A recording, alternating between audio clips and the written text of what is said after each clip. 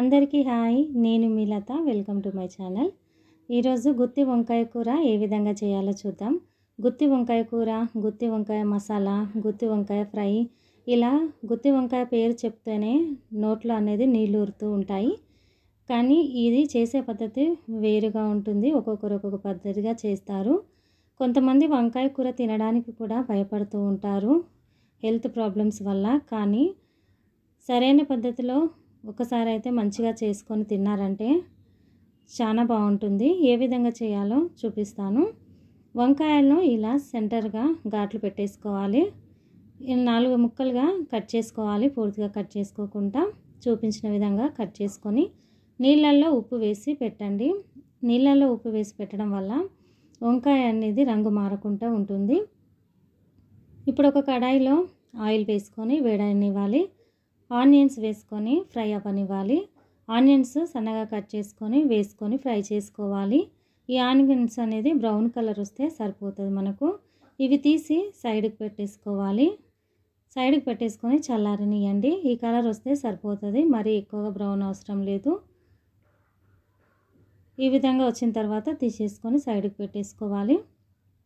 వంకాయలో అనేది వాటర్ అయితే ఎక్కువగా ఉంటుంది, పీచు పదార్థం కూడా అధికంగానే ఉంటాయి. వంకాయను ఎక్కువగా తినని వాళ్ళు ఎప్పుడో ఒకసారైనా తినండి. ఈ విధంగా చేసి చాలా బాగుంటుంది.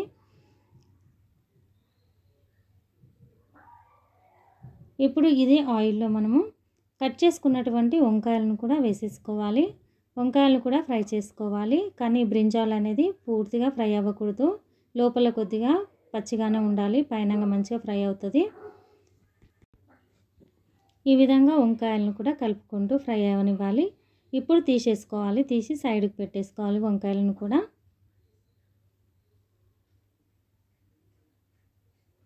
ఇప్పుడు టమాటాలను నేను ఒక్క దాంట్లో 2 ముక్కలు చేసుకున్నాను.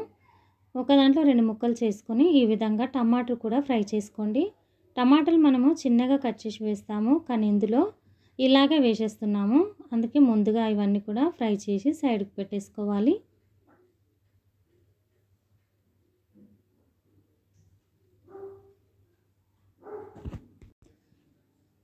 ఇప్పుడు తీసేస్తూ ఉన్నాను. ఫ్రై అయిపోయాయి మనకు. ఇప్పుడు కడాయిలోకి కొన్ని పల్లీలు తీసుకొని ఫ్రై చేసుకోవాలి.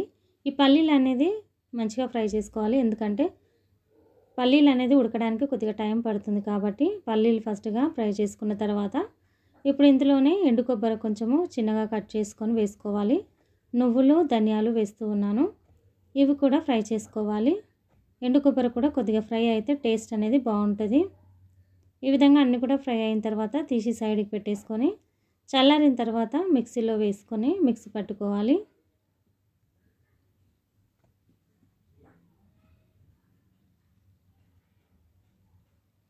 రెండు పచ్చిమిరపకాయలు వేసుకోవాలి.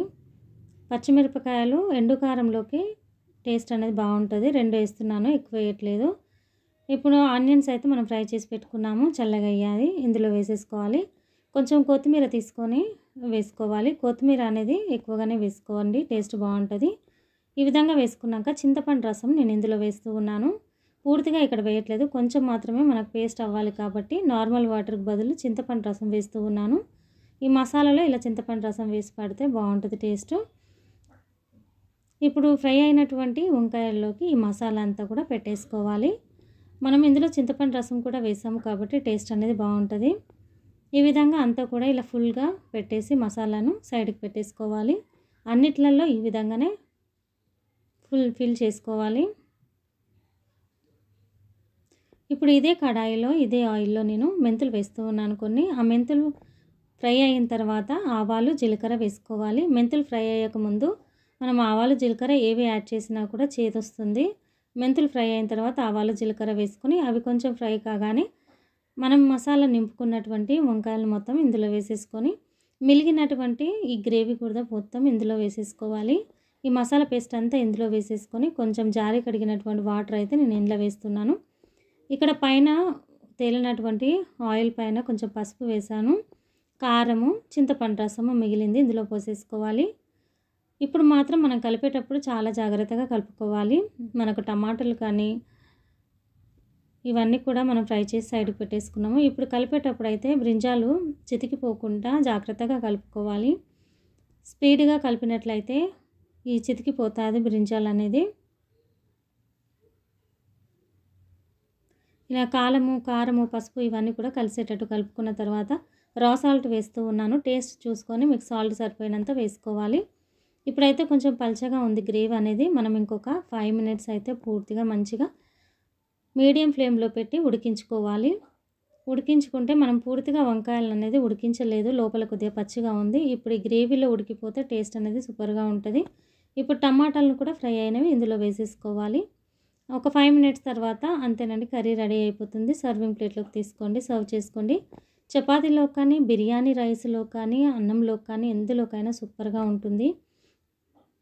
తప్పకుండా ట్రై చేయండి. నా ఛానల్ ఎవరైతే ఫస్ట్ టైం చూస్తున్నారో సబ్స్క్రైబ్ చేయండి, లైక్ చేయండి, షేర్ చేయండి.